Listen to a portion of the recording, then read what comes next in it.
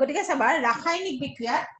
কিছুমান পৰমাণু মানে ধাতুৰ পৰমাণু বিলাকে সদায় ইলেক্ট্ৰন ত্যাগ কৰি ধনাত্মক আয়ন সৃষ্টি কৰে আৰু অধাতুৰ পৰমাণু বিলাকে সদায় ইলেক্ট্ৰন গ্ৰহণ কৰি ঋণাত্মক আয়ন সৃষ্টি কৰে হৈছে তে উদাহৰণ হিচাপে মই তোমালোকক বুজাইছিলো ধৰা ধাতু সোডিয়াম ইয়াৰ পৰমাণু ক্ৰমাংক 11 ইলেক্ট্ৰনীয় বিন্যাস 281 হৈছে গতে যেতিয়া হি ৰাসায়নিক বিক্ৰিয়া কৰিব তাৰ বহিঃ কক্ষপথৰ এই ইলেক্ট্ৰনটো হি এৰি দিব দিলে কি তাৰ বহিঃ কক্ষপথত কি হৈ যাব 8টা ইলেক্ট্ৰন হৈ পৰিব আৰু হি নিষ্ক্ৰিয় হৈ পৰিব গতিকে হি এটা ইলেক্ট্ৰন এৰি দিব দিয়াৰ লগে লগে কি হ'ব সোডিয়াম 1+ হৈ পৰিব কেনেকৈ যে সোডিয়ামৰ চাবা সোডিয়াম 11 সোডিয়ামৰ প্ৰোটন আছে 11টা ইলেক্ট্ৰন আছে 11 সাধাৰণ অৱস্থা যেতিয়া হি কাৰো লগত বিক্ৰিয়া নকৰে তেতিয়া তাৰ প্ৰোটন আছে 11টা ইলেক্ট্ৰন আছে 11টা প্ৰোটন ধনাত্মক আয়ন ইলেক্ট্ৰন ঋণাত্মক আয়ন তে দুইটা সমান আছে কিন্তু যেতিয়া হি বিক্ৰিয়া কৰে তেতিয়া হি এটা ইলেক্ট্ৰন হি এৰি দিব এটা ইলেক্ট্ৰন হি এৰি দিব এৰি দিয়াৰ লগে লগে কি হ'ব তাৰ ইলেক্ট্ৰনৰ সংখ্যা হৈ পৰিব সেই তেতিয়া যেতিয়া হি ইলেক্ট্ৰনটো এৰিব বিক্ৰিয়া যেতিয়া কৰিব তেতিয়া তাৰ ইলেক্ট্ৰন হৈ পৰিব 10টা মানে ঋণাত্মক আয়ন হৈ পৰিব তাৰ 10টা আৰু হি যেতিয়া কি হ'ব তাৰ প্ৰোটন মানে ধনাত্মক আয়ন হৈ পৰিব 11টা তাৰ মানে তাৰ এটা প্ৰোটন বেছি আছে যেতিয়া হি বিক্ৰিয়া কৰে সোডিয়ামে তে এটা ইলেক্ট্ৰন এৰি দিব মানে তাৰ ঋণাত্মক আয়ন হৈ গ'ল 10টা ধনাত্মক আয়ন আছে তাৰ 11টা গতিকে কি হ'ব যে সেই অৱস্থাত তেতিয়া সোডিয়াম পৰমাণুটোৱে ধনাত্মক আয়নৰ ধৰ্ম দেখুৱাব আৰু সোডিয়াম পৰমাণুটোত কেইটা ধনাত্মক আয়ন সৃষ্টি হ'ব এটা ইলেক্ট্ৰন এৰিছে এটা প্ৰোটন বেছি আছে গতিকে এটা প্লাস হৈ পৰিব 1+ তাৰ মানে এটা প্ৰোটন তাৰ এটা ধনাত্মক আয়ন তাৰ বেছি আছে এটো এটা উদাহৰণ এনেকৈ সব ধাতুৱে কি কৰিব যে ধৰা ম্যাগনেসিয়াম 12 তাৰ ইলেক্ট্ৰনৰ বিন্যাস 282 হি দুটা ইলেক্ট্ৰন এৰিব যেতিয়া হি বিক্ৰিয়া কৰিব হি তাৰ দুটা ইলেক্ট্ৰন হি এৰিব এৰিলে দুটা ইলেক্ট্ৰন এৰিব তাৰ এনে 12টা ইলেক্ট্ৰন আছে দুটা যেতিয়া হি এৰি দিব তাৰ ইলেক্ট্ৰন হৈ যাব তাৰ 10টা হল তাৰ ইলেক্ট্ৰন হ'ব 10টা প্ৰোটন হ'ব তাৰ 12টা প্ৰোটন কিটাটো উলাই না যায় যে প্ৰোটন তাৰ আছে 12টা প্ৰোটন আছে তাৰ 12টা ধনাত্মক আয়ন আছে 12টা দুটা ইলেক্ট্ৰন হি এৰি দিলে গতিকে ইলেক্ট্ৰন হৈ গল এটা এনে 12টা আছিলে বিক্ৰিয়া কৰতে কি দুটা ইলেক্ট্ৰন এৰি দিব দিয়াৰ লগে তাৰ ইলেক্ট্ৰন হৈ যাব 10টা প্ৰোটন আছে 12টা আৰু দুটা ধনাত্মক আয়ন বেছি আছে গতিকে সেই অৱস্থাত কি হ'ব Mg2+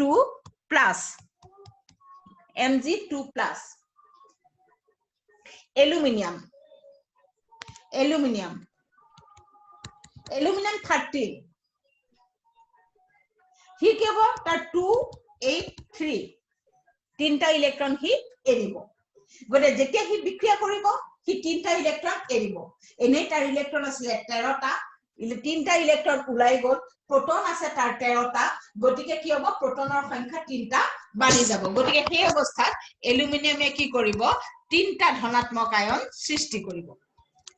কাৰণ তিনটা ইলেক্ট্ৰন হি এৰি দিব এই তিনটা ইলেক্ট্ৰন হি এৰি দিব এই তিনটা ইলেক্ট্ৰন এৰি দিয়াৰ ফলত কি হ'ব এই তিনটা ইলেক্ট্ৰন এৰি দিয়াৰ ফলত কি হ'ব যে তাৰ ইলেক্ট্ৰন হৈ যাব এই 10টা প্ৰোটন আছে তাৰ 13টা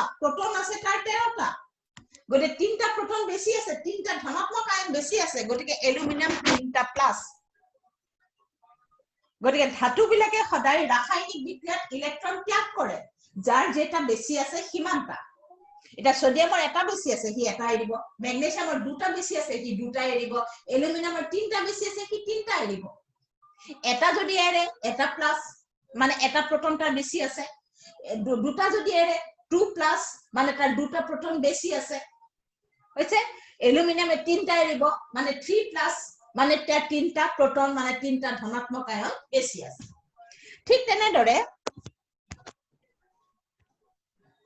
তেনেদৰে চাবা অধাতুৱে কি কৰিব ইলেক্ট্ৰন গ্ৰহণ কৰে ধৰি লোৱা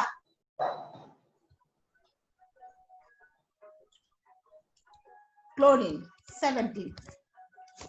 287 হৈছে 287 গতে ক্লোৰিন তাৰ প্ৰোটন আছে 17টা ইলেক্ট্ৰন আছে 17টা যেতিয়া হি কাৰো লগত বিক্ৰিয়া নকৰে ধনাত্মক আয়ন আছে 17টা আৰু ঋণাত্মক আয়ন আছে 17টা কিন্তু যেতিয়া হি বিক্ৰিয়া কৰিব তাৰ নিজৰ 7টা আছে গতিকে হি কি কৰিব হি লুকৰ পৰা এটা ইলেক্ট্ৰন হি লৈ লব লৈ লোৱাৰ লগে লগে তাৰ ইলেক্ট্ৰনৰ সংখ্যা হৈ গল 18টা হি এটা লুকৰ পৰা ললে লগে লগে ইলেক্ট্ৰন হৈ গল তাৰ 18টা মানে ঋণাত্মক আয়ন তাৰ হৈ গল 18টা হল আৰু ধনাত্মক আয়ন মানে প্ৰোটন আছে তাৰ 17টা গতি এই ক্ষেত্ৰত ইয়াৰ ক্ষেত্ৰত কি হল যে এটা ঋণাত্মক আয়ন তাৰ বেছি আছে গতিকে ইয়াৰ ফলত কি হ'ব যে ক্লোৰিন এটা ঋণাত্মক আয়ন মানে এটা ইলেক্ট্ৰন বেছি আছে গতিকে ক্লোৰিন 1 মাইনাস হৈছে নাইট্ৰোজেন 7 2 5 পাঁচটা নিজৰ আছে তাৰ প্ৰোটন আছে 7টা ধনাত্মক আয়ন আছে 7টা ইলেক্ট্ৰন আছে তাৰ 7টা আছে গতিকে কি হ'ব যেতিয়া ই ৰাসায়নিক বিক্ৰিয়া কৰিব তেতিয়া হি কি কৰিব তিনটা ইলেক্ট্ৰন লুকৰ পৰা গ্ৰহণ কৰিব তিনটা ইলেক্ট্ৰন হি লুকৰ পৰা লব কাৰণ তাৰ 5টা নিজৰ আছে আৰু তিনটা হি লুকৰ পৰা লব গতিকে কি হ'ব তাৰ ঋণাত্মক আয়নৰ সংখ্যা তিনটা বেছি হ'ব প্ৰোটনতকৈ এনেটো তাৰ 7টা প্ৰোটন আছে 7টা ইলেক্ট্ৰন আছে এই তিনটা লৈ লোৱাৰ লগে লগে তাৰ ইলেক্ট্ৰন হৈ গল 10টা প্ৰোটন আছে তাৰ 7টা গতিকে কি হ'ব ই ঋণাত্মক আয়ন দেখাওনা কথা যাৰ সংখ্যা বেছি তাৰে ধৰ্ম দেখাব পৰমাণুতে ই ঋণাত্মক আয়ন ইলেক্ট্ৰনৰ ধৰ্ম দেখাব গতিকে কি হ'ব কেইটা আয়ন তাৰ সৃষ্টি হ'ব যেটা সৃষ্টি হ'ব না তিনটা মাইনাস তিনটা ইলেক্ট্রন তার বেশি আছে আছে ফ্লোরিন নাই এন্নাটা করবা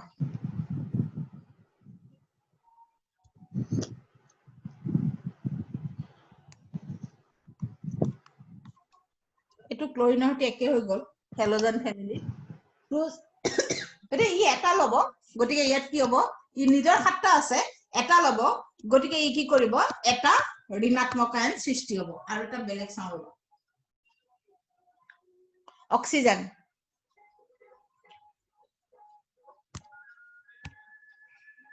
অক্সিজেন 8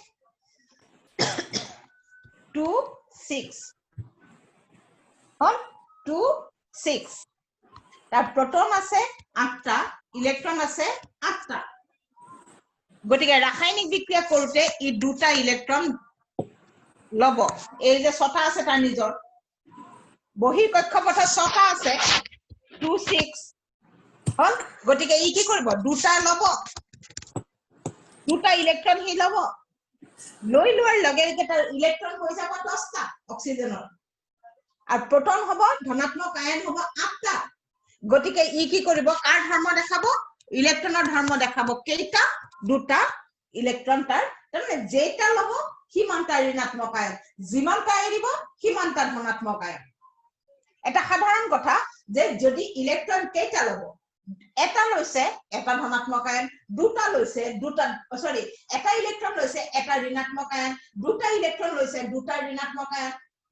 তিনটা ইলেক্ট্ৰন লৈছে তিনটা ঋণাত্মক আয়ন হৈছে ঠিক তেনেদৰে এটা ত্যাগ কৰিছে এটা ধনাত্মক আয়ন দুটা ত্যাগ কৰিছে দুটা ধনাত্মক আয়ন তিনটা ত্যাগ কৰিছে তিনটা ধনাত্মক আয়ন গতিকে যেতিয়া মৌলবিলাকে ৰাসায়নিক বিক্ৰিয়া কৰে তেতিয়া মৌলবিলাকে সদায় এটাই লক্ষ্য ৰাখে যে হিহতে নিষ্ক্ৰিয় গেছৰ দৰে বহিৰ কক্ষপথত ইলেক্ট্ৰনৰ সংখ্যা কৰিব বিচাৰে গতিকে আমি কি জানিব লাগিব কেইটামান হিলিয়ামৰ দুটা আছে বাহিৰৰ কক্ষপথত নিষ্ক্ৰিয় গেছ তাৰ বাহিৰে বাকি সব মৌল নিয়ন আৰ্গন ক্ৰিপ্টন জেনন আৰু ৰেনন এই আটাইকেইটা মৌলৰে বহিৰ কক্ষপথত ইলেক্ট্ৰন আছে 8টা গতিকে যেতিয়াই এটা পৰমাণুৱে বা এটা মৌলই যেতিয়া তাৰ বহিৰ কক্ষপথত 8টা ইলেক্ট্ৰন কৰি লব পাৰে কেইটা মানে হিলিয়ামৰ নিচিনাকে দুটা কৰিব ধৰা হাইড্ৰোজেনে হিলিয়ামৰ নিচিনা কৰিব লিথিয়ামে হিলিয়ামৰ নিচিনা কৰিব কেইটামান মৌলই হিলিয়ামৰ নিচিনা কৰিব বাকি সবে কি কৰিব বাহিৰৰ কক্ষপথত 8টা কৰিব বিচাৰিব তাকে কৰিবলৈ যাওঁতে কোনোবাই ইলেক্ট্ৰন ত্যাগ কৰিব কোনোবাই ইলেক্ট্ৰন গ্ৰহণ কৰিব গতে যদি ত্যাগ কৰে তেন্তে সি ধনাত্মক আয়ন সৃষ্টি কৰিব দেখাও না কথা ঋণাত্মক আয়ন যদি কমি যায় সি ধনাত্মক আয়ন সৃষ্টি কৰিব খালি মনত ৰাখিব লাগিব যে কেইটা ইলেক্ট্ৰন সি উলিয়াই দিছে এটা যদি উলিয়াইছে এটা ধনাত্মক আয়ন দুটা যদি উলিয়াইছে দুটা ধনাত্মক আয়ন এটা যদি উলিয়াইছে এটা ধনাত্মক আয়ন মানে এটা প্ৰোটন তাৰ বেছি আছে দুটা উলিয়ালে দুটা ধনাত্মক তিনটা উলিয়ালে তিনটা ধনাত্মক ঠিক তেনেদৰে যদি ইলেক্ট্ৰন লৈছে অধাটো ইলেক্ট্ৰন লব যদি লৈছে এটা যদি লৈছে তেন্তে প্ৰোটনৰ সংখ্যা কমি যাব ইলেক্ট্ৰন ঋণাত্মক সংখ্যা বাঢ়ি যাব গতে এটা মাইনাস যদি দুটা ইলেক্ট্ৰন লৈছে দুটা মাইনাস তিনটা ইলেক্ট্ৰন লৈছে তিনটা মাইনাস হেতু বুজি পাইছা হা পাইছো ম্যাম এতিয়া চাবা পাইছো ম্যাম মেগনেছিয়ামে ক্লোৰিনৰ সৈতে বিক্ৰিয়া কৰিলে MgCl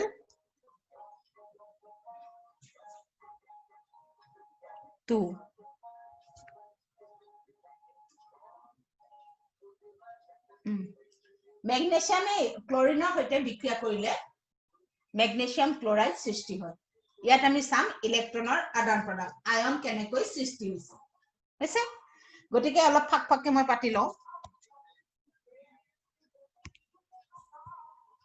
Mg মেগনেছিয়াম ধাতু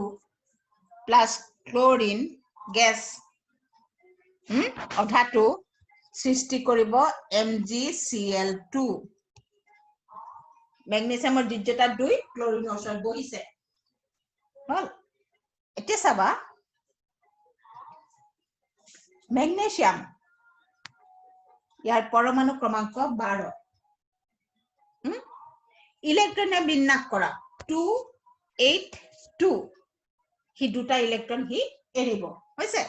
মই এখিনিত পাতিছো তোমালোকে সাইডত পাতি লবা হা মানে যিখিনি এনেকুৱাকে যদি কৰিবলৈ দিয়ে ন ইয়াৰ তলত তোমালোকে নাপাতিবা পাতিবও পাৰা পাতি আকৌ তুমি সমীকৰণটো বনাব লাগিব গতিকে হি দুটা ইলেক্ট্ৰন হি ত্যাগ কৰিব হৈছে দুটা ক্লোৰিন পাতি লোৱা ক্লোৰিন এটা ক্লোৰিন ধৰা দুটা ক্লোৰিন একে হ'ব এটা ক্লোৰিনৰ কিমান এটা যেটো হ'ব ইটোৰ হেতু হ'ব ক্লোৰিন 17 287 ই এটা ইলেক্ট্ৰন হি লব মন দিবা হা এটা মেগনেছিয়ামে দুটা ইলেক্ট্ৰন এৰিব হল এটা মেগনেছিয়ামে দুটা ইলেক্ট্ৰন এৰিব কাৰণ হি নিষ্ক্ৰিয় হলে তাৰ দুটা বেছি আছে হি এৰি দিব এটা ক্লোৰিনে হি দুটা এৰিছে মেগনেছিয়ামে কিন্তু এটা ক্লোৰিনে দুটা নলয় তাক এটাহে লব হা MgCl2 দুটা ক্লোৰিন লগ লাগিছে সাদা কথাটো যে এটা ক্লোৰিনৰ সাতটা নিজৰ আছে গতিকে দুটা থাকক 10টা থাকক হি এটাই লব গতিকে এটা মেগনেছিয়ামে দুটা এৰিলে হল দুটা এৰিছে হি তাৰ যেটো নিষ্ক্ৰিয় হ'ব লাগে হি দুটা এৰি দিলে দিয়াৰ লগে লগে তাৰ দুটা ইলেক্ট্ৰন কমি যোৱাৰ লগে লগে তাৰ দুটা প্ৰোটন বেছি হৈ গ'ল 2+ হৈ যাব মেগনেছিয়াম মই মুখে মুখে আগতে বুজাই লৈছো তে কথা হল সেই ইলেক্ট্ৰন কেটা ক্লোৰিনৰ লগত বিক্ৰিয়া কৰিছে ক্লোৰিনত সোমাব কিন্তু এটা ক্লোৰিনে এটা ইলেক্ট্ৰন হে লব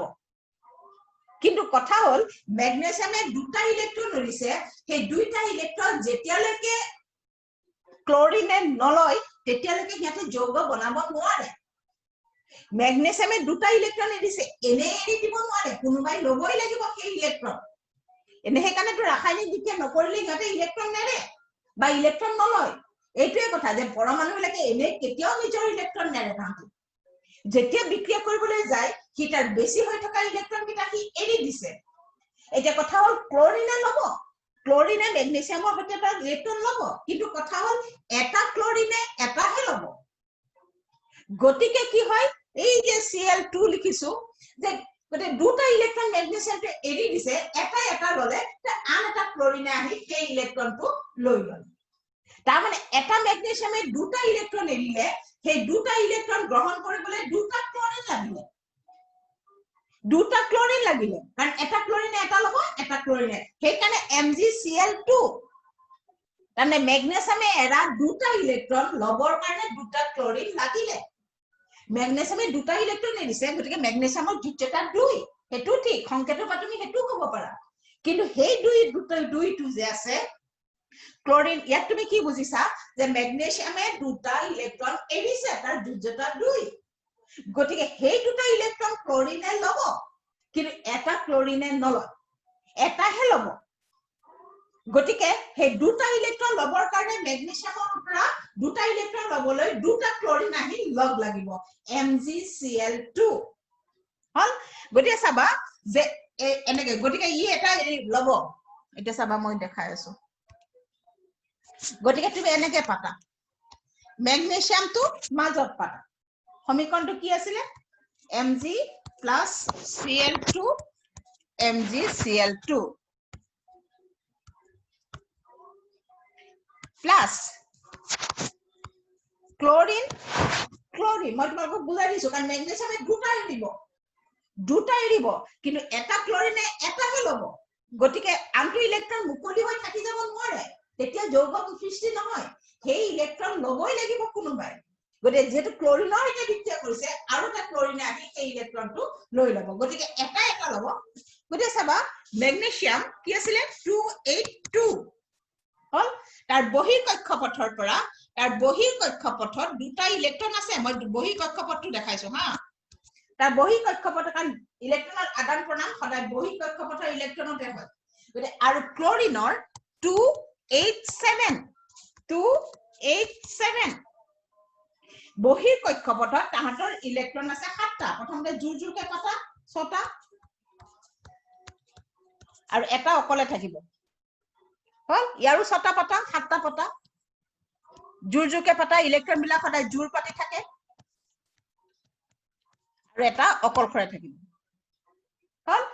এতিয়া মেগনেছিয়ামে এই ইলেক্ট্ৰনটো এৰিব হল মেগনেছিয়ামে এই ইলেক্ট্ৰন দুটা মই মেগনেছিয়ামৰ দুটা ক্ৰস কৰি দিছো হা ইলেক্ট্ৰন দুটা গতে মেগনেছিয়ামে ইলেক্ট্ৰন দুটা এৰিব তাৰ বহিৰ কক্ষপথত থকা এৰাৰ লগে লগে কি হ'ব এটা ইলেক্ট্ৰন এটা ক্লোৰিনে লব এটা ইলেক্ট্ৰন এটা ক্লোৰিনে লব আৰু আনটো ইলেক্ট্ৰন আন এটা ক্লোৰিনে লব হল বিক্ৰিয়াটো মেগনেছিয়ামে ক্লোৰিনে লয় চাবা এটা ইলেক্ট্ৰন এটা ক্লোৰিনে ললে কাৰণ ইয়াৰ এটা কম আছে আনটো ইলেক্ট্ৰন আন এটা ক্লোৰিনে লৈ ললে লোৱাৰ পিছৰ স্টেপটো কি হ'ব চাবা ইয়াৰ পিছৰ স্টেপটো কি হ'ব এটো ক্লোৰিনে এটা ইলেক্ট্ৰন ললে গতিকে তাত কি হ'ব এটা মাইনাস সৃষ্টি হ'ব হল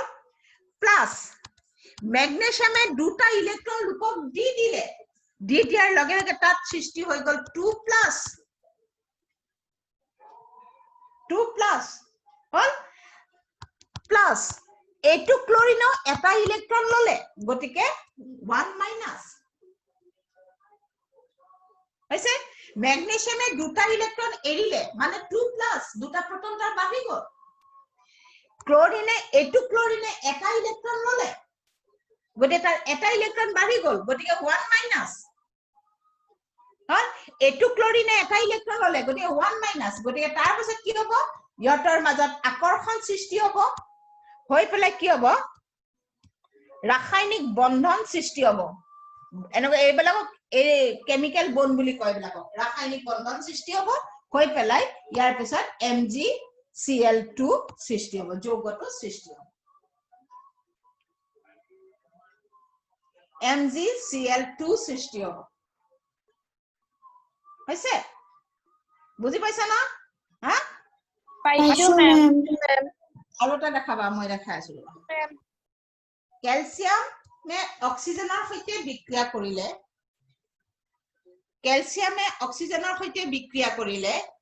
ক্যালসিয়াম অক্সাইড সৃষ্টি হয়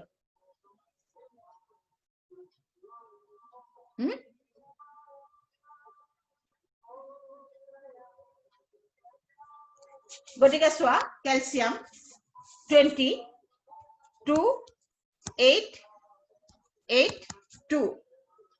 ক্যালসিয়াম ধাতু প্লাস অক্সিজেন 826 এটুকু সিম্পল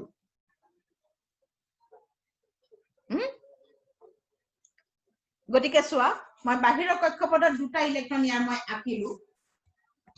ইয়াত বাহিৰৰ কক্ষপথ দেখালেই হ'ল আয়নৰ দুটা ইলেক্ট্ৰন মই আঁকিলো আৰু ইয়াৰ বাহিৰৰ কক্ষপথত মই 6টা ইলেক্ট্ৰন আঁকিলো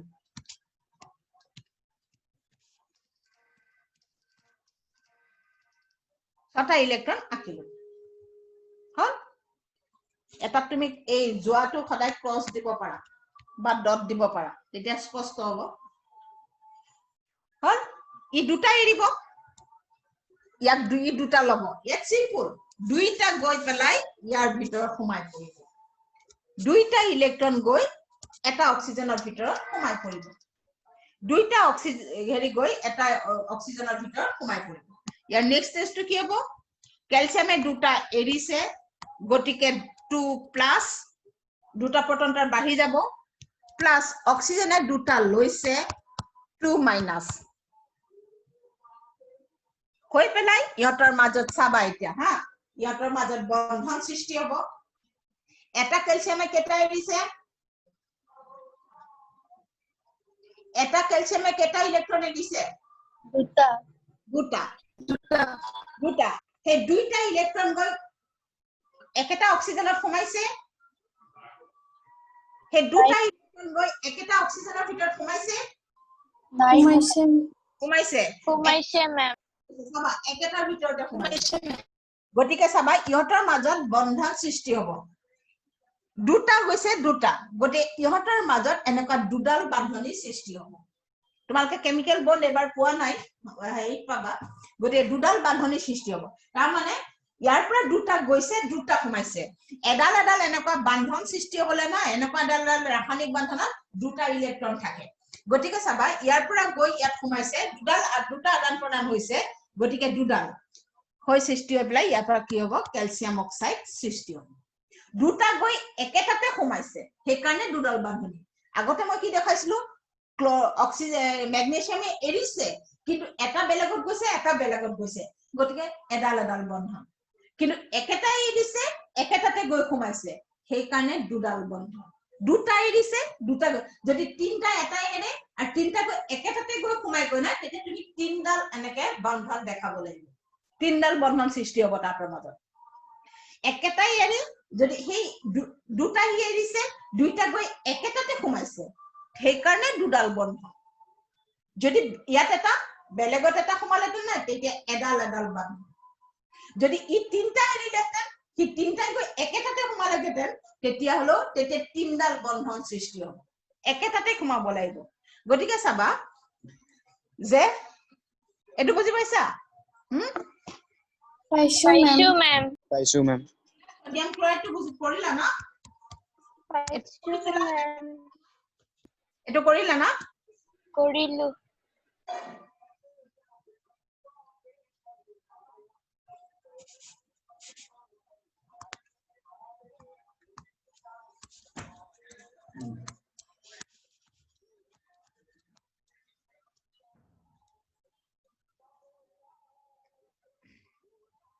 পটাছিয়ামে অক্সিজেনৰ লগত বিক্ৰিয়া কৰিলে পটাছিয়াম অক্সাইড সৃষ্টি হয়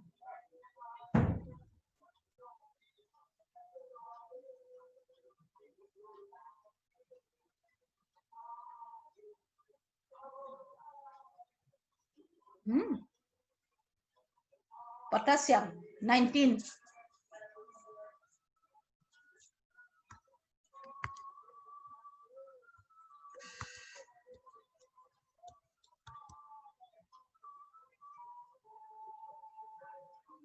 oxygen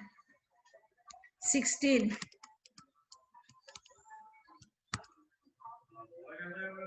oh sorry oxygen 8 6 huh পাৰমাণবিক ভৰ 16 পৰমাণু ক্ৰমাংক 8 ইলেক্ট্ৰনীয় বিন্যাস সদায় পৰমাণু ক্ৰমাংক এতিয়া তোমালোকে মোক এটা সিধা সিধিকে চাই কোৱা পটাছিয়ামে কেটা এৰিব এটা অক্সিজেনে কেটা লব এটা দুটা এটা লাগিব তা দুটা লাগিব না কিন্তু পটাছিয়াম দুটা লাগিব পাৰে তাক দুটা কিন্তু পটাছিয়ামে কেতিয়া এটা পটাছিয়ামে কেতিয়া দুটা নেৰে কি এটাই এৰিব বুজি পাইছা কাৰণ তাৰ উদ্দেশ্য কি নিষ্ক্ৰিয় হ'ব লাগে গতিকে তাৰ হেতু ইলেক্ট্ৰন এৰি দিয়াৰ লগে লগে কি বায়ুটাত আট্টা হৈ যাব গতিকে কি নিষ্ক্ৰিয় হৈ যাব গতিকে অক্সিজেনক এটা লাগে তাৰ হেতু উদ্দেশ্য নহয় কি এটাই এৰিব ইলেক্ট্ৰন হৈছে গতিকে চাবা কিন্তু অক্সিজেনে যেতিয়ালৈকে দুটা ইলেক্ট্ৰন দুটাই তেতিয়ালৈকে কি যৌগটো নবনাই K2O পটাছিয়াম অক্সাইডটো নবনাই গতিকে অক্সিজেনক দুটা লাগিবই এটা পটাছিয়াম এটা দিলে সাতটা হ'ল হৈছে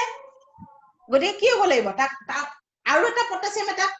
আৰু এটা দিব লাগিব লাগিব নে নালাগে লাগিব কাৰণ এটা পটাছিয়াম পটাছিয়াম অক্সাইড বিক্ৰিয়া এটা পৰমাণু মাজত নহয় বিক্ৰিয়াটো একেলগে চলি থাকে গতিকে কি হয় যে অক্সিজেনে নিষ্ক্ৰিয় হ'বলৈ অক্সিজেনে কিয় ইলেক্ট্ৰন কিয় ল'ব তাক দুটা লাগে সি দুটা ল'বলৈ হ'লেহে সি বিক্ৰিয়াটো কৰিব সি যেতিয়া এটা পটাছিয়ামে এটা এৰি দিলে সি লৈ ললে কিন্তু তাৰ এতিয়াও এটা কম আছে গতিকে কি হ'ব অন্য এটা পটাছিয়ামৰ পৰা সি আৰু এটা ইলেক্ট্ৰন লৈ পেলাই সি হেৰি কৰিব গতিকে ইয়াত কি হ'ব যে তোমাৰ চাবা ইয়াত অক্সিজেনটো মাজত পাতিবা হল নে এই যে K2O দুটা পটাছিয়াম পাতি এটো সমতুলটো তোমালোকে জানা না সমতুল কৰিব জানা না ককাক সাটো দি দিয়া সমতুল কৰিব জানা না তোমালোকে সমীকৰণ এটো ভাঙিছো মই হা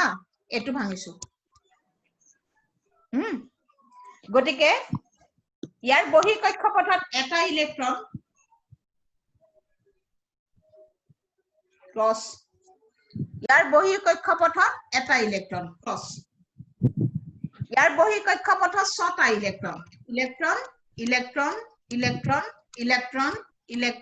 ইলেক্ট্ৰন হল ইটাৰ বহি কক্ষপথৰ পৰা এটা ইলেক্ট্ৰন ইয়াত এৰি দিব ইয়াৰ পৰা এটা ইলেক্ট্ৰন ইয়াত এৰি দিব দিয়াৰ পাছত কি সৃষ্টি হ'ব এটা ইলেক্ট্ৰন এৰি দিলে গতিকে K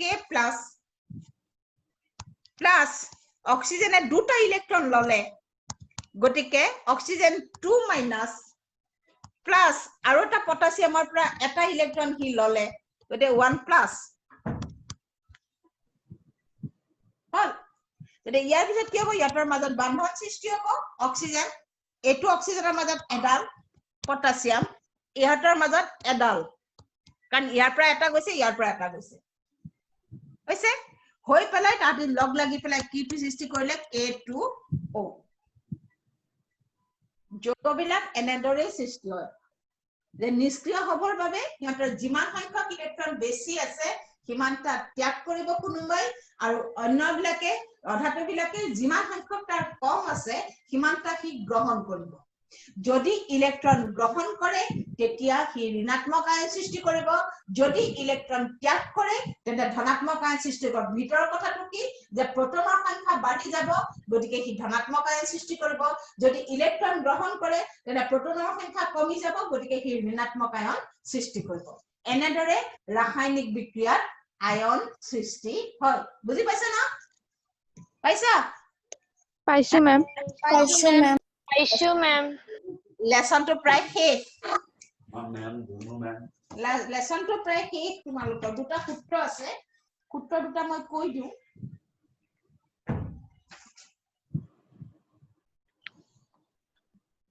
ভৰৰ নিত্যতা বিধি প্ৰথম পেজতে আছে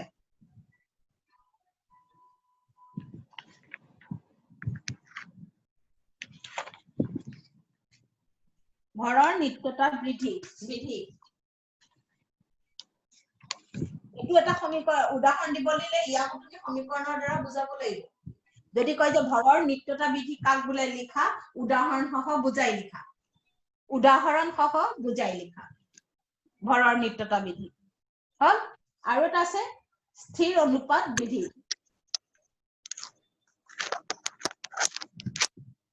দুটা সূত্ৰ আছে এই দুটা সূত্ৰ বাকি আছে ভৰৰ নিত্যতা বিধিটো এই তলত দিছে ভৰৰ নিত্যতা বিধি মতে ৰাসায়নিক বিক্ৰিয়াত ভৰৰ সৃষ্টি বা বিনাশ হ'ব নোৱাৰে মই তোমালোকক এনেও পঢ়াইছিলো যে ভৰ বস্তুটোত থকা পদাৰ্থৰ পৰিমাণক বস্তুটোৰ ভৰ বোলে ভৰ কেতিয়াও সলনি নহয় মই তোমালোকক আগতেও কৈছিলো যে তুমি পৃথিৱীৰ যি স্থানতে তাক নাৰাখা তাত থকা বস্তুবিলাক কলৈ যাব কিন্তু ওজন সলনি হয় মই যেতিয়া তোমালোকক লেসনটো আৰম্ভ কৰিছিলো তেতিয়া কৈছিলো যে ওজন কাক বোলে বস্তুটা পৃথিৱীৰ মাধ্যাকৰ্ষণ বলে যিমান জোৰেৰে নিজৰ কেন্দ্ৰৰ ফালে আকৰ্ষণ কৰিব সেই আকৰ্ষণ বলৰ পৰিমাণক বস্তুটোৰ ওজন বোলে হৈছে গতে তুমি যেতিয়া পৃথিৱীৰ পৰা বস্তুটাক ওপৰলৈ নি থাকিবা মাধ্যাকৰ্ষণ বলৰ পৰিমাণ কমি কমি গৈ থাকিব তাৰ ওজন কমি কমি গৈ থাকিব পৃথিৱীৰ পৰা তুমি ওপৰলৈ নি থাকা ওজন কমি কমি গৈ থাকিব কিন্তু ভৰ বস্তুটোত থকা পদাৰ্থৰ পৰিমাণ তুমি যে স্থানতে নাৰাখা ই কেতিয়াও সলনি নহয় এটা নহয় ওজন কেতিয়াও সলনি নহয় গতিকে বস্তুটোত থকা পদাৰ্থৰ পৰিমাণ কেতিয়াও সলনি নহয় পৃথিৱীৰ কোনো স্থানত কি সলনি নহয় ওজন ভৰ কেতিয়াও সলনি নহয় ভৰৰ নিত্যতা সূত্ৰ সেইটোৱে যে যি বিক্ৰিয়াই নঘটা বস্তুৰ পদাৰ্থ এনেও পদাৰ্থ কেতিয়াও নষ্ট নহয় পদাৰ্থ কেতিয়াও ধ্বংস কৰিব নোৱাৰে পদাৰ্থক ৰূপান্তৰ কৰিব পাৰে তুমি এটা পদাৰ্থক আন এটা পদাৰ্থলৈ তুমি সলাব পাৰা গতে ঠিক তেনেদৰে পদাৰ্থৰ ভৰ কেতিয়াও সলনি নহয় ভৰ আৰু পদাৰ্থটো যদি নষ্ট নহয় তেন্তে তাৰ ভৰ কোনো পৰা সলনি হ'ব ৰূপ সলনি হয় যদি বস্তুটা নষ্টই নহয় সেই সলনিয়ে নহয় কি যদি শেষ হৈ নাযায় তাৰ ভৰ কপা শেষ হ'ব তাৰ যিটো ভৰ সেইটোৱে ভৰ পিহিতাক যি স্থানতে নাৰাখা ভৰৰ লগত মাধ্যাকৰ্ষণ বলৰ সম্পৰ্ক নাই তুমি বস্তুটা বনাইছা সেই বস্তুটোত যি পদাৰ্থখিনিৰ পৰিমাণ কেতিয়াও সলনি নহয় গতিকে চাবা কিন্তু তাৰ ৰূপ সলনি হ'ব পাৰে গতিকে ভৰ নিত্যতা বুলি তোমাক যদি সূত্ৰ প্ৰমাণ কৰিবলৈ দিয়ে ধৰি লোৱা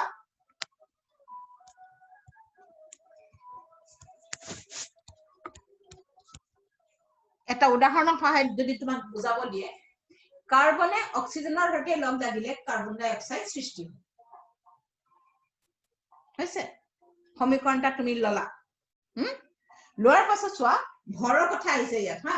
গতিকে কাৰ্বনৰ ভৰ কিমান 12 এটোটো জানা থাকে কাৰ্বনৰ ভৰ 12 গ্ৰাম মুখস্থ কৰিবলৈ কৈ আছে কৰিছা না হা অক্সিজেন কৰিছো অক্সিজেন কি 16 প্লাস দুটা আছে 16 কিমান হল 32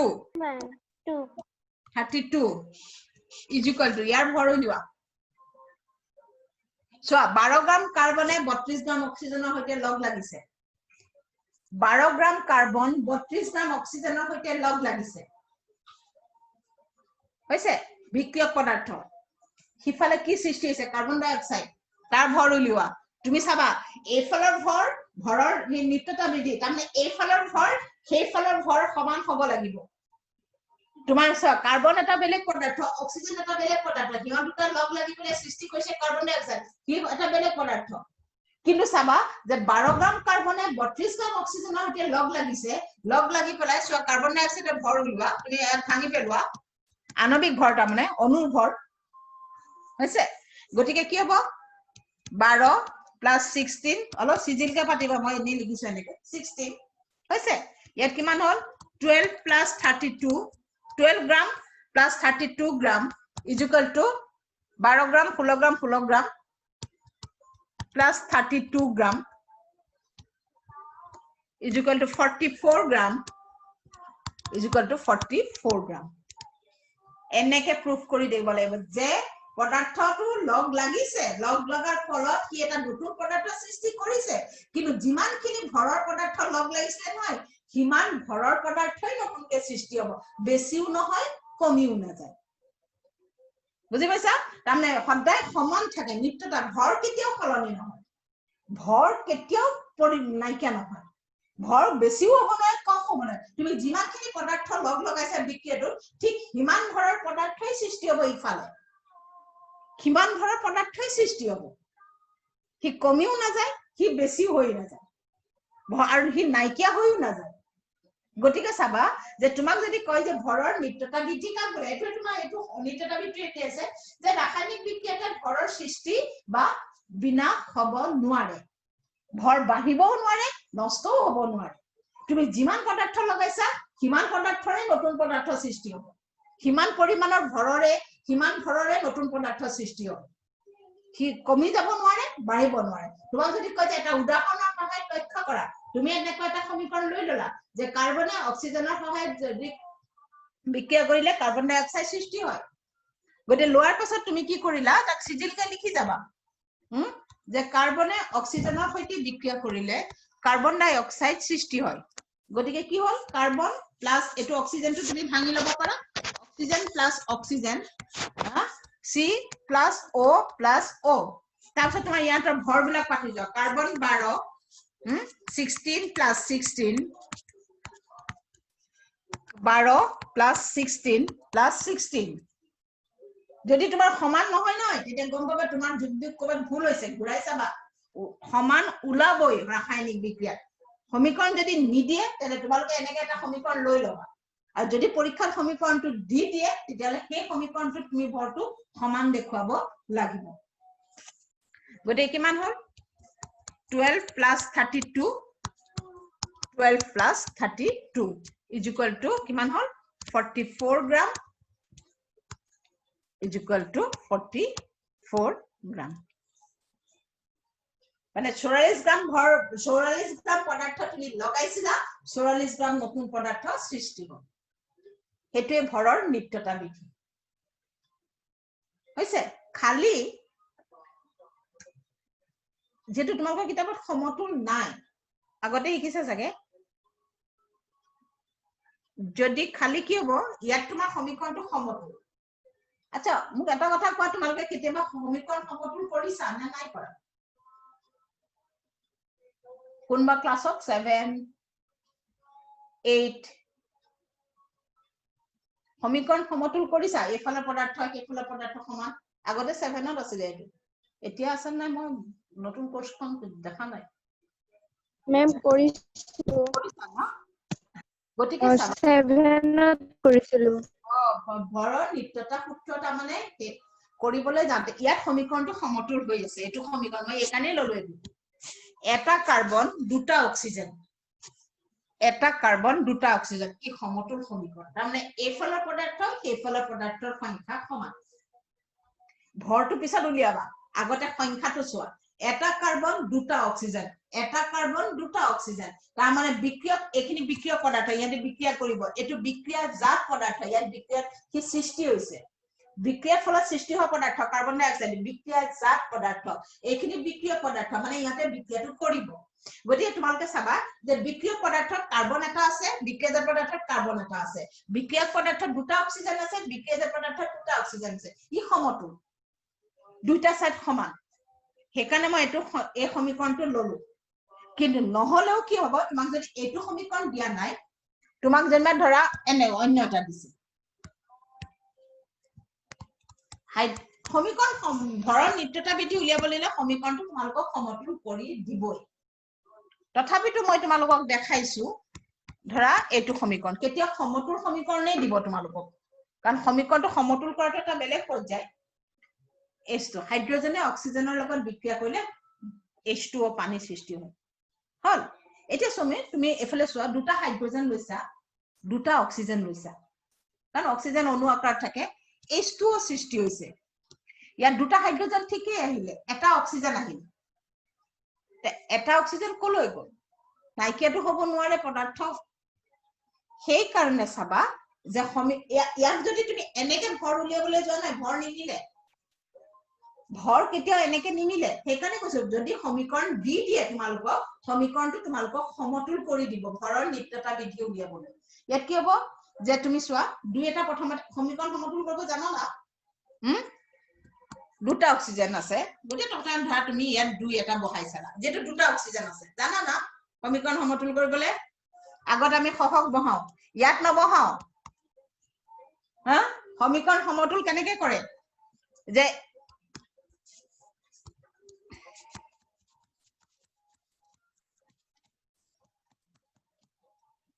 দুটা অক্সিজেন আছে পৰমাণু এফালে এটা অক্সিজেন আছে আৰু তুমি মাজত বহাব নোৱাৰা যে দুটা অক্সিজেন আছে কাৰণে মই আগত বহাম পিছত বহাম তেনেকে সমীকৰণ সমতুল নহয় সমীকৰণ সমতুল কৰোতে সদায় 2 3 4 আদি সংখ্যাবিলাক আমি ব্যৱহাৰ কৰো কিন্তু সেই সংখ্যাবিলাক আমি ক'ত বহাম যে মৌলটো বা যৌগটোৰ আগত বহাম মৌলটো বা যৌগটোৰ আগত বহাম আগত বহাম ইয়াক সহগ বুলি কয় সমীকৰণ মই যেটো সমীকৰণ সমতুল তোমাৰ নাই তথাপিতো মই কৈ দিছো এটো সংখ্যা সহগ বুলি কোৱা হয় সমতুল কৰোতে তুমি 2 3 4 আদি সংখ্যা আমি বহাম কিন্তু সংখ্যাটো আমি ক'ত বহাম তুমি মৌলটো বা যৌগটোৰ আগত বহাম না মাজত বহাবা না পিছত বহাবা আগত বহাবা সমীকৰণ সমতুল কৰোতে সদায় সংখ্যাবিলাক সদায় সমতুল কৰিবলৈ আমি যিবিলাক সহগ লওঁ সেই সহগবিলাক সদায় মৌলটো বা যৌগটোৰ সদায় আগত বহে সহগ সদায় আগত বহে যুজ্যতা আৰু পৰমাণুৰ সংখ্যা এইবিলাকে সদায় পিছত বহে সদায় যুজ্যতা পিছত বহে কিন্তু সহগ সমতুল কৰোতে যিবিলাক সহগ আমি লওঁ সেইবোৰ সদায় আগত বহে গটিকে এটা ধৰা মই এটো সমতুল হৈছিলে মই চাম এতিয়া হা সোৱা মই দুইটো পানীৰ আগত বহাই দিলো তাৰপিছত কি হ'ব এটা দুইটো অকল অক্সিজেনৰ কাৰণে নহয়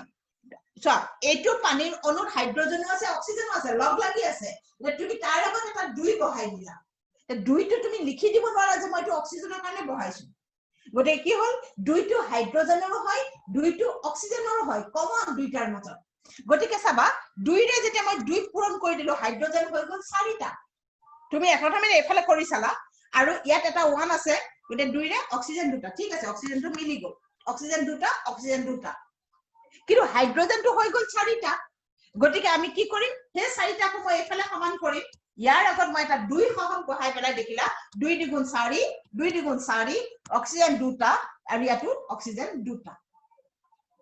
সমীকৰণ সমতুল আমি তোমালোকে আগতে কৰিছা তথাপিতো মই তোমালোকক আকৌ মনত পেলাই দিছো যে আমি সমীকৰণ সমতুল যেতিয়া আমি কৰো তেতিয়া আমি কিছুমান সহগ ব্যৱহাৰ কৰো 2 3 4 ইত্যাদি একটো আমি ব্যৱহাৰ কৰি লাভ নাই 2 3 4 5 ইত্যাদি সংখ্যাৰ আমি সহগ ব্যৱহাৰ কৰো কিন্তু মনত ৰাখিবা সহগ সদায় মৌল বা যৌগৰ আগত বহে কেতিয়াও পিছত নবহে পিছত সদায় যুজ্যতাৰ সংখ্যা বহে পিছত সদায় যুজ্যতাৰ সংখ্যা বহে হলনা সলনিকে বহে ইটোৰ যুজ্যতা সিটোৰ কাষত বহে ইটোৰ যুজ্যতা ইটোৰ কাষত বহে যুজ্যতা সদায় হলনা সলনিকে বহে আৰু সেই সংখ্যাটো পিছত থাকে সহগ সদায় সমতুল কৰোতে আমি ব্যৱহাৰ কৰা সহগবিলাক সদায় আগত থাকে আৰু সদায় তাৰ লগত পৰমাণুৰ সংখ্যাটো আমি সদায় পূৰণ কৰিম যোগ নহয় পূৰণ কৰিম এটা দুইটো বহাই দিয়াৰ লগে লগে হাইড্ৰজেনৰ নিজৰ ওচৰত এটা 2 আছে 2 দুগুণ 4টা হাইড্ৰজেন হৈ গল আৰু ইয়াৰ ওচৰত এটা 1 আছে আমি লিখা নাই যেটো 2 গুণ 2 গতি অক্সিজেন দুটা মানে এফালৰ দুটা অক্সিজেন আছে অক্সিজেন সমান হৈ গল কিন্তু তুমি হাইড্ৰজেনটো দেখিলা যে হাইড্ৰজেন দুটা আছে এফালে তোমাৰ হাইড্ৰজেন 4টা কৰি দিলো তে মই এফালেও সমান কৰিব লাগিব যে ইয়াৰ আগত মই এটা 2 বহাই 2 দ্বিগুণ 4টা হাইড্ৰজেন আমি সমতুল সমীকৰণ কৰিবলৈ তোমাৰ নামত নাহে কিন্তু কথা হল যে আৰু এই ঘৰৰ নিত্যতা বিধিত আমি সমতুল হব লাগিব তোমালোকক সিমানখিনি কৰিবলৈ নিদিয়ে কাৰণ সমতুল কৰোতে সময় লাগিব আৰু তুমি নিত্যতা বিধি ক'পা উলিয়াবা গতিকে সদায় সমীকৰণটো সমতুলেই দিব তোমালোকক সমীকৰণটো সমতুলেই দিব এতিয়া ধৰা মই এই সমীকৰণটোৰ নিত্যতা বৃদ্ধি উলিয়াম ধৰা তোমাক প্ৰশ্ন দিছে twice is 2 এটো পৰমাণু সংখ্যা এইটো সহগ সমীকৰণটো সমতুল কৰি তোমাক দিছে twice is 2o তোমাক কৈছে যে এই সমীকৰণটোৰ ভৰৰ নিত্যতা বিধি প্ৰমাণ কৰা তুমি এই ফলৰ ভৰ সেই ফলৰ ভৰ সমান কৰি যেটো সমীকৰণটো সমতুল আছে গতিকে মই ইয়াত সমান চিন ব্যৱহাৰ কৰিম হল গতে দুইটো বাহিৰত ৰাখা ব্ৰেকেটৰ ভিতৰত হাইড্ৰজেনটো ভৰোৱা H plus O is equal দুইটো বাহিৰত ৰাখা পিছত পূৰণ কৰি দিবা যেটো পাবা H plus O কিবা স্টেপ যদি নুবুজা সুধিবা হা তাৰপিছত চাবা দুইটো বাহিৰতে থাকিব হাইড্ৰজেনৰ ভৰ কিটা বহাই দিয়া 1 plus 1 হল প্লাস অক্সিজেনৰ 16 শুনিছা নাই হেল্ল শুনিছো মেম ঠিক আছে 2 এটো ভৰ 1 আণবিক ভৰ তাৰ পিছত চোৱা 2 ব্ৰেকেট জানা তোমালোকে পূৰণ হয় প্লাস 16 16 32 2 পূৰণ 18 হৈছে 2 দুগুণ 4 প্লাস 32 2 18 36 হল এফালেও তুমি 36 পাবা 36 is equal to 36 gram is equal to 36 gram মানে এফালৰ পদাৰ্থ সেইফালৰ পদাৰ্থ ভৰ সমান ভৰৰ নিত্যতা বিধি যে ৰাসায়নিক বিক্ৰিয়াত পদাৰ্থৰ ভৰ কেতিয়াও সলনি নহয় বা নষ্ট বা ধ্বংস বা বেছি বা কম হ'ব নোৱাৰে মানে ভৰ সদায় সমান থাকে মানে ৰাসায়নিক মানে কি মানে এটো তুমি এনেকৈ কৰিব পাৰা যে ৰাসায়নিক বিক্ৰিয়াটা বিক্ৰিয়ক পদাৰ্থৰ ভৰ আৰু বিক্ৰিয়াজাত পদাৰ্থৰ ভৰ সদায় সমান এটো বিক্রিয়ক পদার্থ যে বিক্রিয়া চলাইছে রাসায়নিক বিক্রিয়াটা আর এটো বিক্রিয়াজাত পদার্থ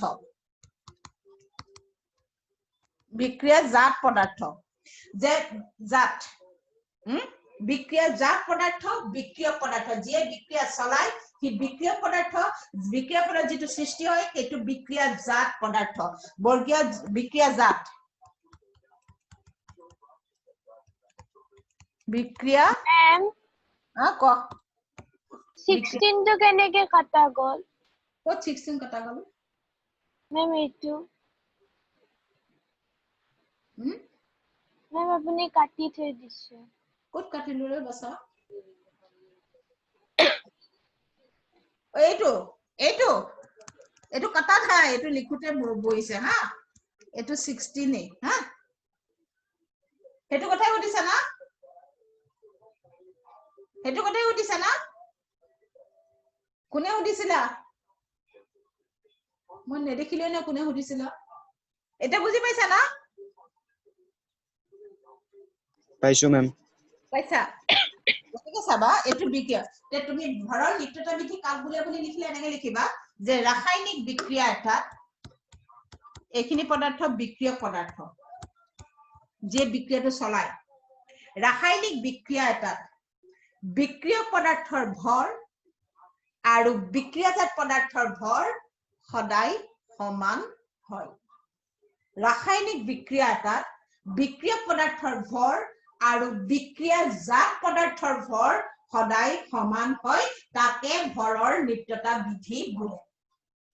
ৰাসায়নিক বিক্ৰিয়া এটা বিক্ৰিয়ক পদাৰ্থৰ ভৰ আৰু বিক্ৰিয়াজাত পদাৰ্থৰ ভৰ সদায় সমান হয় তাকে ভৰৰ নিত্যতা বিধি বোলে হৈছে বুজি পাইছা না পাইছা পাইছো ম্যাম পাইছো ম্যাম এনেকে দুটামান সমীকৰণ কোৱা কি বুজি আৰু বুজাব লাগিব হা খুল্লা কোনে দেৱলক্ষ্মী কোনে কৈ আছা টানজি ম্যাম কোৱা কি কোনে কৈছা কি আকৌ এবাৰ নহয় ডেফিনেশনটো আকৌ এবাৰ কৈ দিয়কচোন কৈ আছো ভৰৰ নিত্যতা বিধি যে ৰাসায়নিক বিক্ৰিয়া এটা বিক্ৰিয়ক পদাৰ্থৰ ভৰ আৰু ৰাসায়নিক বিক্ৰিয়া এটা বিক্ৰিয়ক পদাৰ্থৰ ভৰ আৰু বিক্ৰিয়াজাত পদাৰ্থৰ ভৰ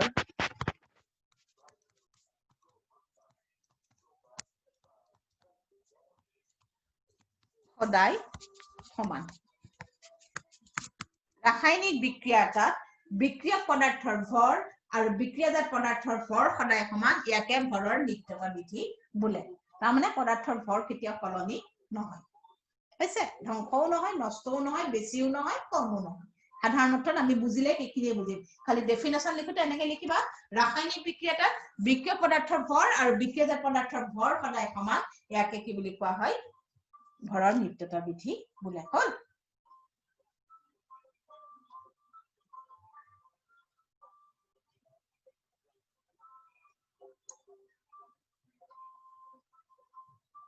পাইছে ম্যাম এতিয়া চাবা আৰু এটা আছে স্থিৰ অনুপাত বিধি এইটো দাগ মাৰি থবা এটা ৰাসায়নিক যৌগত মৌলসমূহ সদায় নিৰ্দিষ্ট ভৰৰ অনুপাতত থাকে ভৰৰ কথা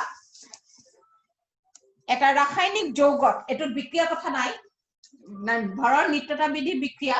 এটো যৌগ এটা ৰাসায়নিক যৌগত মৌলসমূহ সদায় নিৰ্দিষ্ট ভৰৰ অনুপাতত থাকে এটা ৰাসায়নিক ৰাসায়নিক যৌগত ৰাসায়নিক বাদ দিয়া এটা যৌগত মৌলবিলাক থাকে না দুটা তিনটা মৌল সেই মৌলসমূহৰ ভৰ সদায় নিৰ্দিষ্ট অনুপাতত থাকে তাৰ মানে মৌলবিলাক সদায় যৌগত বিলাকত থকা মৌলবিলাক সদায় নিৰ্দিষ্ট অনুপাতত লগ লাগে ধৰি লোৱা পানী H2O ভৰ হা ভৰৰ নিৰ্দিষ্ট ভৰৰ অনুপাতত লাগে পৰমাণুৰ সংখ্যাও নহয় অন্যও নহয় নিৰ্দিষ্ট ভৰ হি পাৰমাণবিক ভৰ হ'ব পাৰে কি আণবিক ভৰ হ'ব পাৰে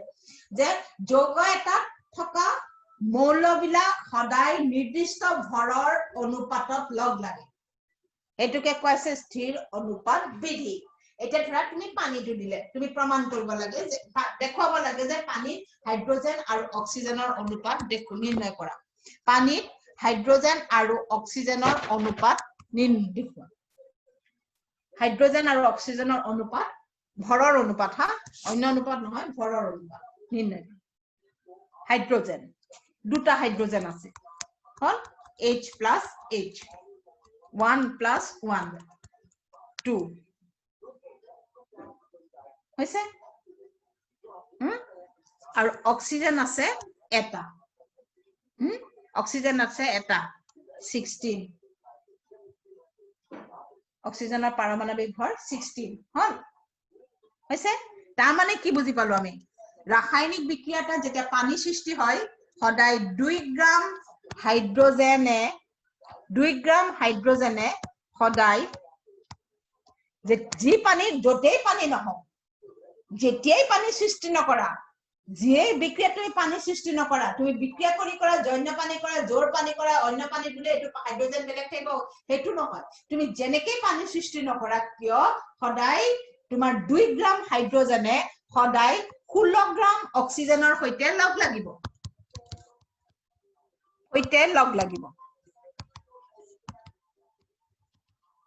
এটো নিৰ্দিষ্ট 2 গ্ৰাম হাইড্ৰোজেনে সদায় 16 গ্ৰাম অক্সিজেনৰ সৈতে লগ লাগিব তুমি ইমানটো অংকটো থৈ দিব পাৰা বা তাতকৈ অকমান আগবঢ়াই লৈ যাব পাৰা মই দেখাই আছো ইমানতে থলো ভুল নহয় যে হাইড্ৰোজেনে H2O ইয়াত 2 হাইড্ৰোজেনৰ আণবিক ভৰ H plus H 1 plus 1 is equal to 2 গ্ৰাম হা আৰু অক্সিজেনটো এটা অক্সিজেন আছে গতিকে অক্সিজেনৰ পাৰমাণবিক এটা আছে তাৰ ভৰ 16 হল গতিকে এতিয়া তুমি কেনেকৈ লিখিবা ইয়াত দেখো আৰু 2 গ্ৰাম হাইড্ৰোজেন আৰু অনুপাত যেটো 2 গ্ৰাম হাইড্ৰোজেন অনুপাত 16 গ্ৰাম অক্সিজেন তুমি কাখত কৰি বেলেগে উলিয়াই লবা অনুপাত যেটো স্থিৰ অনুপাত বিধি গতিকে 2 গ্ৰাম হাইড্ৰোজেন প্লাস 16 গ্ৰাম অক্সিজেন 2 গ্ৰাম হাইড্ৰোজেন প্লাস প্লাস নহয় অনুপাত 16 গ্ৰাম অক্সিজেন স্থিৰ অনুপাত বিধি যে নিৰ্দিষ্ট ভৰৰ অনুপাতত লগ লাগে গতিকে কি হ'ব তুমি অংকটো লাস্টত এটাকে তুমি এটো লিখি থৈলে হ'ব যে পানীৰ অণুত সদায় 2 গ্ৰাম হাইড্ৰোজেনে 16 গ্ৰাম অক্সিজেনৰ সৈতে লগ লাগে তুমি আৰু এটা খাপত অকমান আগবাঢ়ি পেলাই গুছি যাব পাৰা যে 2 এ যদি 16 কটাকটি কৰা 2 এ 2 কাটিলা 1:8 এটো এই কামটো নকৰিলেও হ'ব তাৰ মানে 1 গ্ৰাম হাইড্ৰোজেনে সদায় 8 গ্ৰাম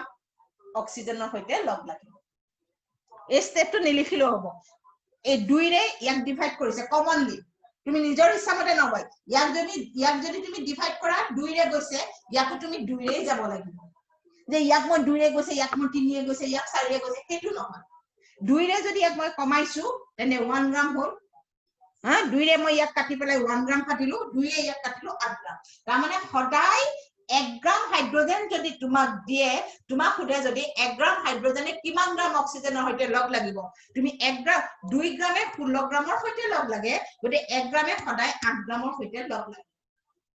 তুমি তাৰমানে পানীৰ অনুটোটো ল'ব লাগিলে তোমাক যদি সোধে যে 1 গ্ৰাম হাইড্ৰজেনে কিমান গ্ৰাম অক্সিজেনৰ সৈতে লগ লাগিব আৰে তুমি অংকটো কৰা অংকটোৱে তুমি 2 গ্ৰাম হাইড্ৰজেনে 16 গ্ৰাম অক্সিজেনৰ সৈতে লগ লাগে 2 গ্ৰাম হাইড্ৰজেন অনুপাত 16 গ্ৰাম অক্সিজেন এটাকে 1 গ্ৰাম হাইড্ৰজেনে 8 গ্ৰাম অক্সিজেন হেতুৱে যে 2 গ্ৰাম হাইড্ৰজেনে সদায় 16 গ্ৰাম অক্সিজেনৰ সৈতে লগ লাগি পানী সৃষ্টি কৰিব এটো ভৰৰ স্থিৰ অনুপাত বিধি এটো যৌগৰ কথা যৌগত যিবিলাক মৌল আছে সিহঁতে সদায় নিৰ্দিষ্ট ভৰৰ অনুপাতত লগ লাগে এটা ধৰা কাৰ্বন ডাই অক্সাইড কাৰ্বন আৰু অক্সিজেনৰ ভৰৰ অনুপাত নিৰ্ণয় কৰা হল এটা কাৰ্বন আছে কাৰ্বনৰ পাৰমাণৱিক ভৰ হৈছে 12 হল 12 গ্ৰাম অনুপাত দুটা অক্সিজেন আছে কিমান 32 গ্ৰাম বুজি পাইছা না এটো 32 টো দুটা অক্সিজেন আছে 16 + 16 32 গ্ৰাম কাকত কৰি লবা তোমালকে দেখাই দিবা অক্সিজেন 16 + 16 32 এনেকে কাকত হল এতিয়া চোৱা 12 আৰু 32 কমনলি তাক কোনে কাটিব পাৰে 4 4 12 কো ডিভাইড যাব 3 32 কো ডিভাইড যাব না না যায় যাব তে 4 12 কিমান গ্ৰাম হ'ব 3 গ্ৰাম is to 4 কিমান যাব 4 8 গুণ 32 গ্ৰাম তাৰ মানে 3 গ্ৰাম কাৰ্বনে সদায় 8 গ্ৰাম অক্সিজেনৰ সৈতে লগ লাগিব 12 গ্ৰাম কাৰ্বনে সদায় 32 গ্ৰাম অক্সিজেনৰ সৈতে লগ লাগিব লাগি কাৰ্বন ডাই অক্সাইড বনাব এটাকে 3 গ্ৰাম কাৰ্বনে 8 গ্ৰাম এই স্টেপটো তুমি যদি নুখুদে কমাব দৰকাৰ নাই তুমি এইটো স্টেপতে সামৰণি মাৰি দিলেও নম্বৰটো পুৰা পাবা গটিকে একদম শেষ সীমাটোলৈকে নগলেও হ'ব ভুল কৰাতকৈ গটিকে 12 গ্ৰাম কাৰ্বনে 32 গ্ৰাম অক্সিজেনৰ সৈতে লগ লাগিব সদায় যি পৰিস্থিতিতে কাৰ্বন ডাই অক্সাইড সৃষ্টি নহওক কিয় তাত সদায় 12 গ্ৰাম কাৰ্বনত 32 গ্ৰাম অক্সিজেন থাকিব হল অলপ সৰু কৰি দিয়া 12 ক 4 এ ডিভাইড যায় গটিকে মই 4 এটাক ডিভাইড কৰিলো 3 গ্ৰাম 4 এ 32 ক ডিভাইড যায় 8 গ্ৰাম মানে 3 গ্ৰাম কাৰ্বনে 8 গ্ৰাম অক্সিজেনৰ সৈতে সদায় লগ লাগিব এটো তাতৰ স্থিৰ অনুপাত বিধি এইটোৱে হৈছে স্থিৰ অনুপাত বিধি ঠিক তেনেদৰে ধৰা NH3 এমোনিয়া নাইট্ৰজেনৰ এটা নাইট্ৰজেন তিনটা হাইড্ৰজেনৰ লগত লগ লাগিছে গতিকে কি হ'ব নাইট্ৰজেনৰ পাৰমাণৱিক ভৰ হৈছে 14 গ্ৰাম অনুপাত তিনটা হাইড্ৰজেন 1 1 1 কিমান গ্ৰাম হা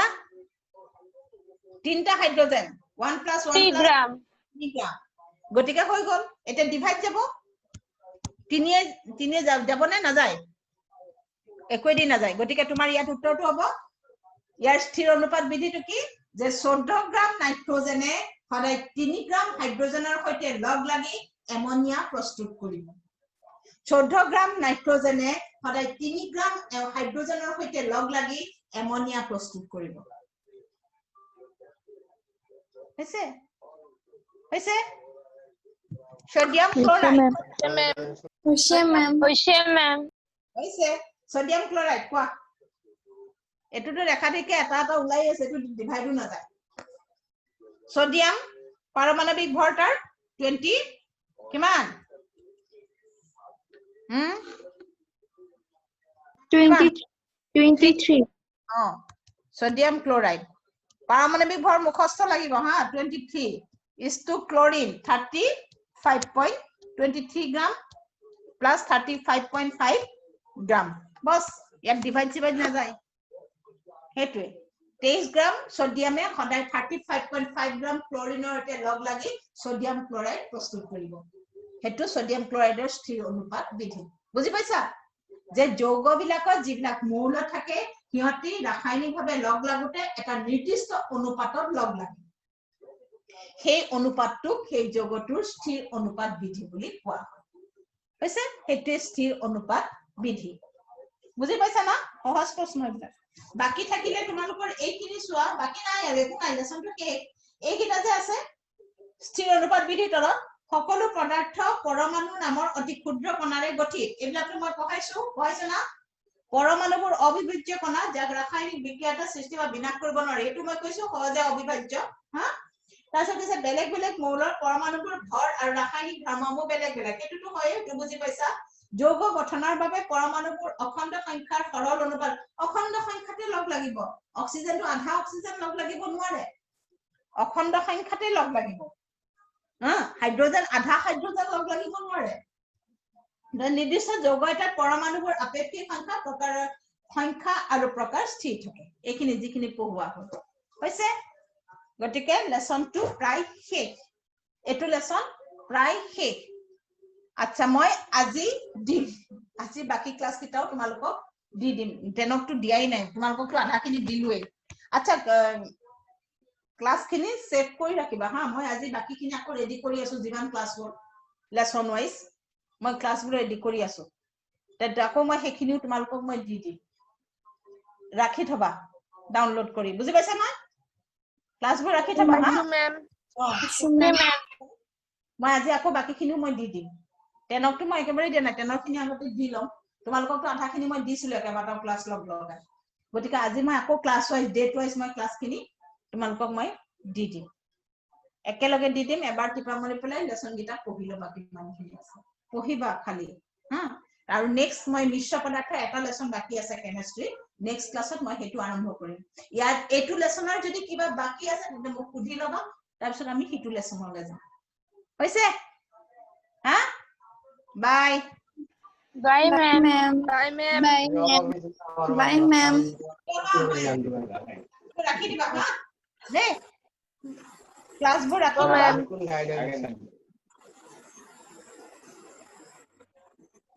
বাই Bye. Bye, ma'am. Bye, ma'am. বাই Bye, ma'am. Good, ma'am. Good night Good night, ma'am. Good night, ma'am. Good night, ma'am. Good night, ma'am. কৰিবা দে মই ক্লাছবোৰ দি দিম Good night, ma'am. Good night good night আইও মা